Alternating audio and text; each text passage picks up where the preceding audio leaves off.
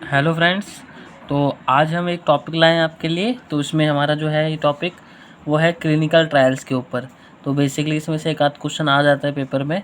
तो आशा करता हूँ कि आप ये वीडियो देखेंगे। और इसमें जैसे हमारे जो टोटल ट्रायल्स होते हैं 4 ट्रायल्स होते हैं, फ़ेज़ 1, फ़ेज़ 2, फ़ेज़ 3 और फ़ेज़ 4, है ना। तो इसमें ज़ीरो ट्रायल भी होता है, फ़ेज़ 0 भी होता है। तो मैं आपको फर्दर बताऊँगा। तो हम स्टार्ट करते हैं। जैसे कि फ़ेज़ 1 में हम क्या करते हैं, है ना। हम ट्रायल सबसे पहले हमें जानना चलेगा क्लिनिकल ट्रायल्स किसके ऊपर करते हैं हम।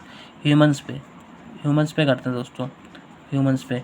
तो ह्यूमंस से पहले हम लोग एनिमल्स पे भी करते हैं, रैबिट पे, माइस वगैरह पे भी करते हैं ना। और इन सब पे करते हैं। तो उस पर हम देखते हैं उसके ऑर्गन्स पे क्या इफेक्ट पड़ रहा है ना, वो ड्रग कैसी है। जैसे मान लीजिए हमें कोई एंटी हाइपरटेंसिव ड्रग का इफेक्ट देखना है, तो उसको पहले हाइपरटेंसिव बनाना पड़ता है, उसके बाद उस पर इफेक्ट देखते हैं। तो सबसे पहले हम लोग एनिमल्स पे करते हैं। तो उसके लिए अलग अलग अप्रूवल होते हैं, है ना। CPSC करके कोई है, अप्रूव ट्रायल्स वगैरह होते हैं। तो उसके लिए अथॉरिटी से वो करना पड़ता है, परमिशन लेनी पड़ती है। और अगर हम कोई ड्रग पे ट्रायल लेना चाहते हैं तो INDA करके एप्लीकेशंस होती है दोस्तों, न्यू ड्रग एप्लीकेशन। अगर हमें जैसे कि मतलब अगर वर्ल्ड वाइड करना है तो आपको US FDA से अप्रूवल लेना पड़ेगा। और इंडिया में करना है तो DGCI drug controller general of India से आपको परमिशन लेनी पड़ेगी। DGCI से आपको परमिशन लेनी पड़ेगी अगर आपको इंडिया में करना है तो, है ना। DGCI जो किसके अंदर आता है, CDSCO के अंदर, central drug standard CDSCO control sir, ये होता है दोस्तों। तो जो हमारा फ़ेज़ 1 है, फ़ेज़ 1 हेल्दी पेशेंट में किया जाता है, हेल्दी वॉलंटियर को लिया जाता है इसमें, है ना। और इसमें एक बात याद रखिएगा, इसमें एफिकेसी टेस्टिंग नहीं की जाती है, एफिकेसी को नहीं किया जाता है।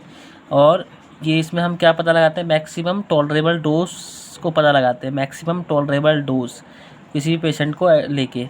हेल्दी वॉलंटियर्स को हेल्दी क्यों लेते हैं दोस्तों इसमें, मान लीजिए अगर हमने कोई पहले से बीमार पेशेंट ले लिया, उसमें हम इफेक्ट देखना चाह रहे हैं, अगर वो टॉलरेट नहीं कर पाया उसको, तो वो उसकी कुछ भी हो सकता है उसके साथ, है ना। तो इसलिए इसमें हेल्दी वॉलंटियर्स को ही लिया जाता है। और ऑल्सो फॉर टॉक्सिक ड्रग, अगर कोई मान लिया एंटी कैंसर ड्रग है तो उसको भी इसमें हम एडमिट करा सकते हैं इस ड्रग को लेके। तो ये थे हमारी बात फ़ेज़ 1 की। बात करते हैं फ़ेज़ 2 की। तो फ़ेज़ 2 जो है वो 2 स्टेज में होता है दोस्तों, 2A और 2B। 2A में प्रूफ ऑफ कंसेप्ट देखते हैं, पेशेंट को लेते हैं। और 2B में डोज रेंजिंग। जैसे मान लीजिए हम फ़ेज़ 1 में क्या कर रहे थे, हेल्दी वॉलंटियर्स को ले रहे हैं, पेशेंट नहीं है, वॉलंटियर्स हैं, दे आर हेल्दी पर्सन। और इसमें हम क्या करते हैं कि फ़ेज़ 2 में पेशेंट के साथ किया जाता है ये। तो आगे हम चलते हैं फर्दर। तो इसमें जो हमारा है, इसमें सेफ्टी एंड एफिकेसी वगैरह को हम देखते हैं। जो फ़ेज़ 2 में है, सेफ्टी और एफिकेसी पता लगाई जाती है, टू चेक द एफिकेसी। और इसमें जो लगभग पेशेंट को, मान लीजिए हमें किसी हॉस्पिटल में जाके कोई एडमिट पेशेंट है, उसको हम देख सकते हैं। यूनिसेंट्रिक होता है, केवल एक पार्टिकुलर स्थान पे जाके वहाँ पे जो पेशेंट है उससे उस पर करते हैं ट्रायल। तो उसमें हम क्या करते हैं, 20 से 200 तक पेशेंट को लेते हैं।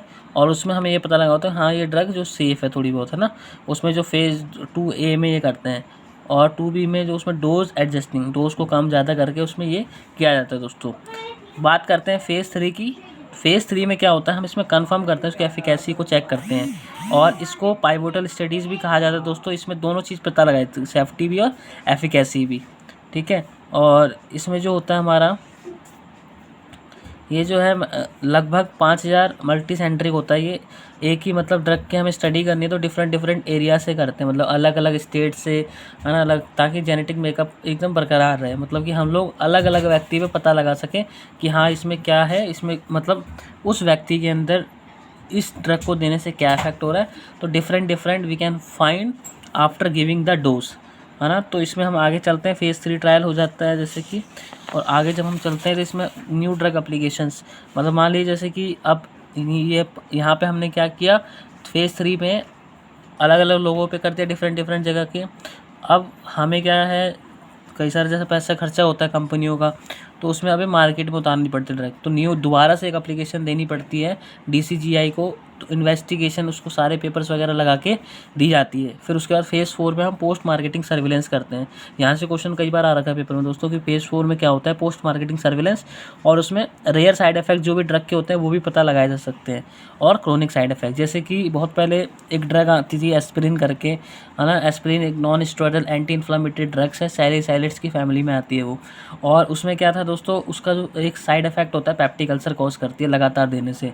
तो साइंटिस्टों को कुछ दिनों बाद पता लगा कि वो ये कॉज करती है, तो उसके बदले एक रोफिकॉक्सिब सेलेक्टिव कॉक्स 2 इनहिबिटर ड्रग होती है रोफिकॉक्सिब, जो बहुत सेफ ड्रग मानी जाती थी। लेकिन कुछ टाइम बाद पता चला कि वो कुछ पेशेंट में क्या कर रही थी, मायोकार्डियल इन्फार्क्शन कॉज कर रही थी, लगभग 50,000 में से एक जने को। तो हम लोग जो ये फेज़ 4 में ही देख पाते हैं चीज़ें कि उस ड्रग का ये साइड इफ़ेक्ट है या फिर उस ड्रग का ये साइड इफ़ेक्ट है पार्टिकुलर, तो इसीलिए। तो अगला है ये दोस्तों हमारा फेज़ 4 तक हो जाता है।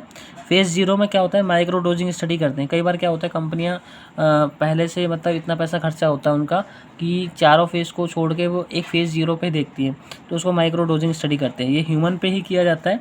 उसमें हम दो चीज़ें से पता लगाते हैं कि मतलब जैसे मान लीजिए हमें इफेक्ट ड्रग में लीवर में चाहिए, पहला तो ऑप्शन वही है कि ड्रग वहाँ पे एक्यूमुलेट नहीं हो पा रही है। दूसरा ये है कि जहाँ पे एक्यूमुलेट होनी चाहिए वहाँ पे नहीं हो पा रही और कहीं हो पा रही है ना, जहाँ पे हम नहीं चाहते हैं, अलग अलग टिश्यू में जा रही है, हमें चाहिए ब्रेन में लेकिन और कहीं हो रही है। और इसमें हम 100 मतलब डोज को बहुत कम रखते हैं दोस्तों, 1/100 ऑफ ह्यूमन डोज के बराबर रखते हैं लगभग। तो इसमें ये होता है हमारा। अगला हम इसमें देखते हैं जैसे कि ये जो है हमारा इसमें ना तो हम एफिकेसी पता लगाते हैं ना तो सेफ्टी पता लगा सकते हैं। और बस इसमें एक क्या करते हैं, रेडियो लाइगेंड के द्वारा हम ये करते हैं, इसमें फार्माकोकाइनेटिक्स को देख सकते हैं रेडियो लाइगेंड स्मॉल डोज के लिए, उससे पता लगाते हैं।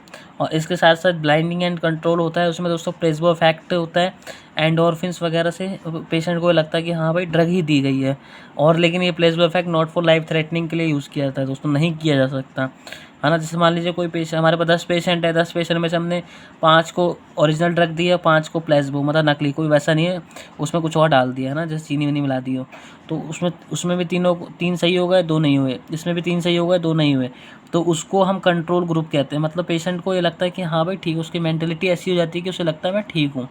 तो दोस्तों यहाँ तक मैंने आपको बता दिया, फेज़ 4 तक ये हो गया ट्रायल हमारे, और थोड़ा सा मैंने आपको प्लेसबो के बारे में बता दिया है। आगे मैं और भी वीडियो लाऊँगा, और तब तक के लिए दोस्तों थैंक यू।